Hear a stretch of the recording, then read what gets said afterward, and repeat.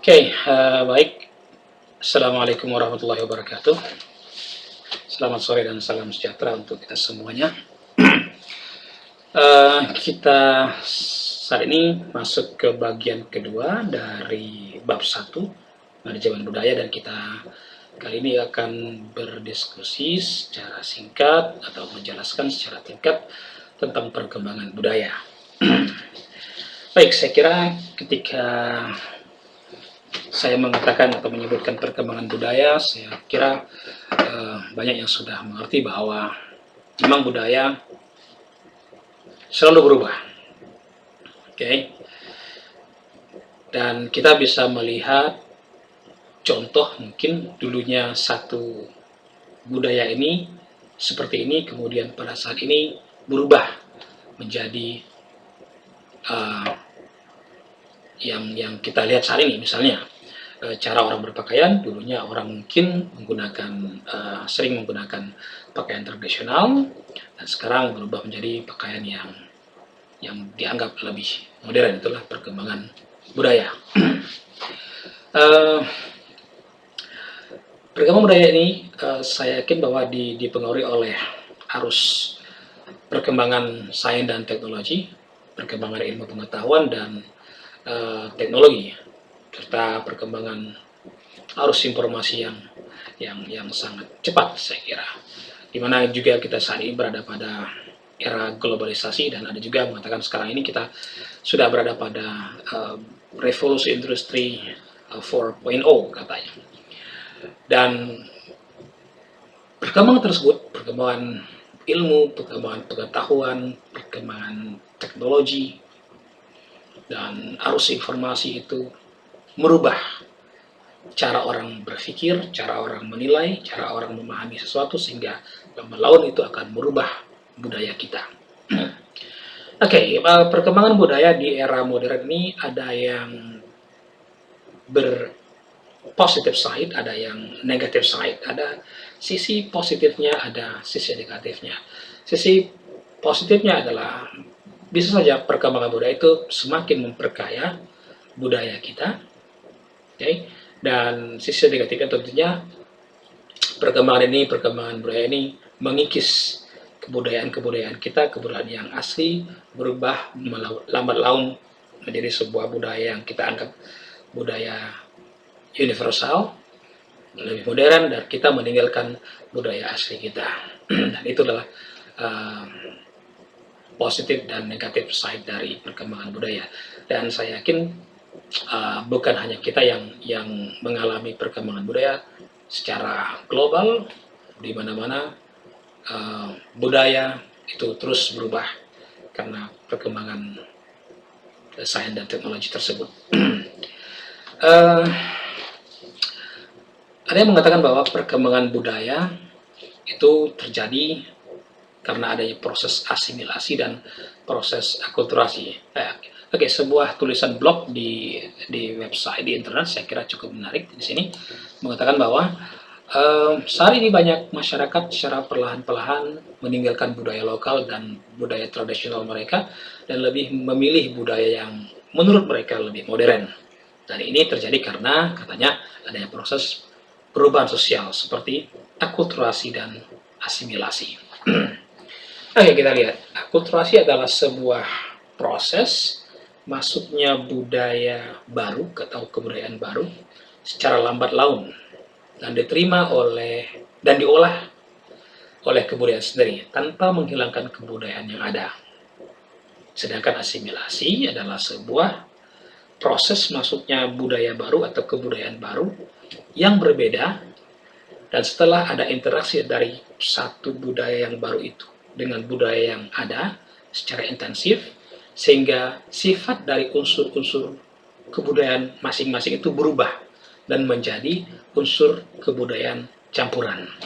Seperti itu. Jadi adanya asimilasi, ada percampuran, adanya pembauran.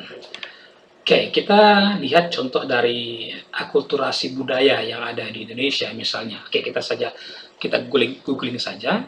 Contohnya salah satunya adalah ini ya.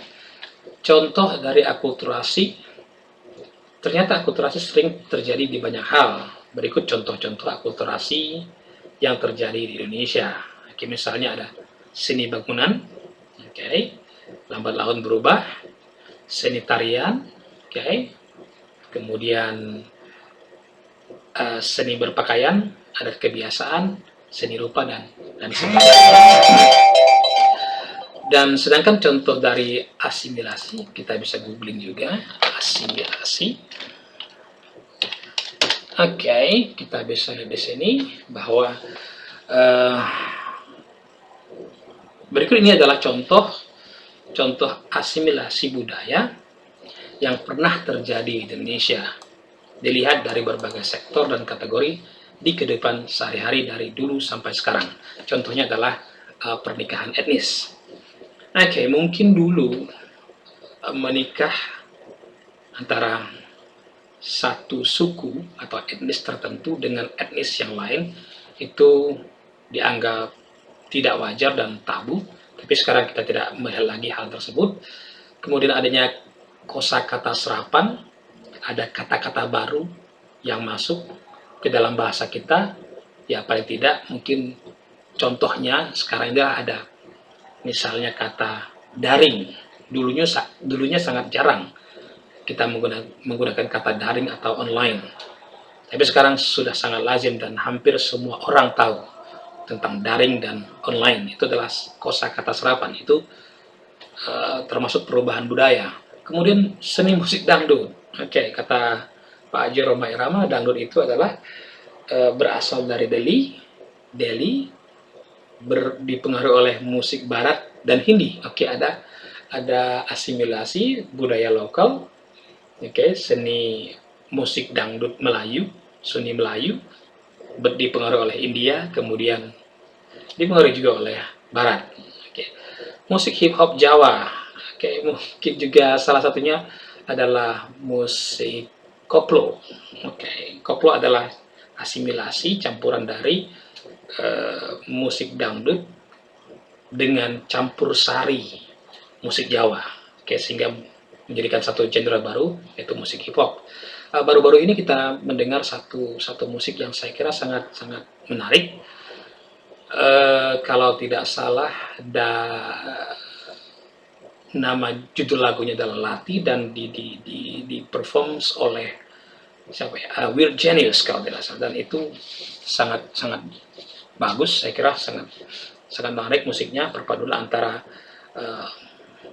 budaya seni budaya Jawa dengan perpaduan dengan musik modern, sehingga menghasilkan satu ciri khas tertentu, dan itu sangat menarik. Dan itulah kenapa budaya itu selalu berkembang.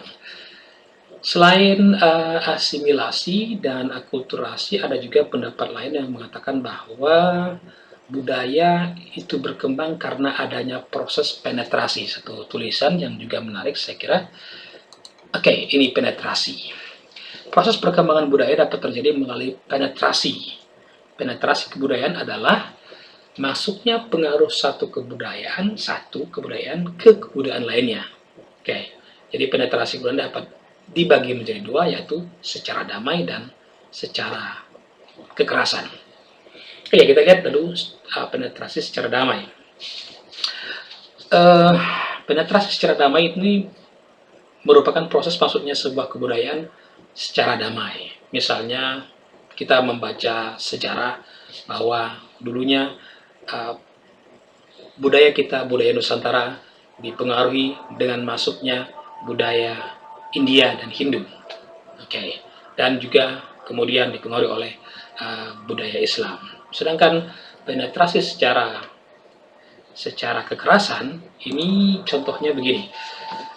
Satu daerah atau satu wilayah yang dijajah oleh satu kekuatan tertentu, di mana kekuatan penjajah itu memaksakan kebudayaan mereka untuk diterapkan oleh penduduk lokal. Oke, misalnya mereka tidak boleh berbicara dengan bahasa asli mereka, tapi mereka itu harus berbicara atau berbahasa dengan bahasa yang dipaksakan oleh kekuatan penjajah itu. Oke, seperti itu kira-kira penetrasi secara kekerasan. Oke, kemudian kita akan lanjut